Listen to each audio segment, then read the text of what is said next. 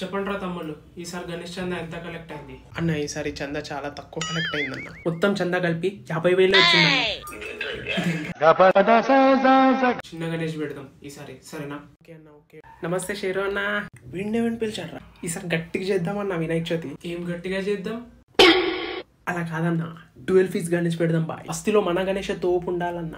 మొత్తం రచ్చ రచ్చ చేద్దామన్నా ఈసారి. రే నువ్వు పోరా రే, కొట్టగా దారం. అక్కడ బ్లూ షీట్ తో టెంట్ వేద్దాం.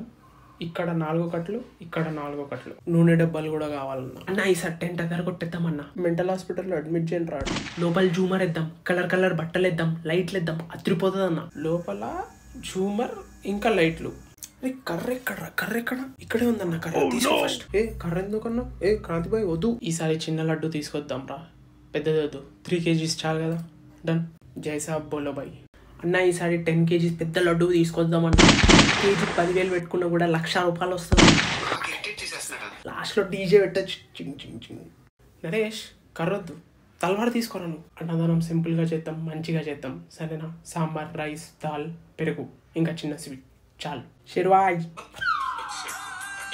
అన్న ఈసారి అన్నదానం గ్రాండ్ గా చేద్దామన్నా. బేగం బజార్ రోల్ లెక్క మసాలా దోశ పెడదాం, ఆలూ ఫ్రై పెడదాం, పూరి హల్వా పెడదాం, ఇంకా ఏమైనా అంటే శాండ్విచ్ కూడా పెడదాం. ఏమంటావు? అప్పుడే అన్నాను క్రాంతి నీకు హాస్పిటల్లో అడ్మిట్ చేద్దామని వీడికి.